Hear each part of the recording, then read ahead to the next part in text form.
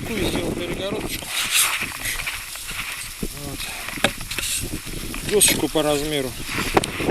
Для чего? Для того, чтобы у нас был нос. И чтобы оттуда ничего не вылетало. Приклеил, значит. Эту штуку купил, обрезал. Обрезал. Разрез такой, как бы. Методом тыка. Размерчики сделал. Вот, пазики одеваем.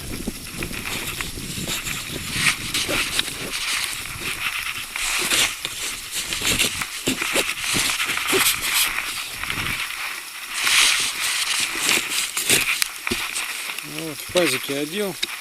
Все, у нас теперь перегородка. И когда мы едем, вещи, которые там лежат, уже к нам сюда никак не попадут.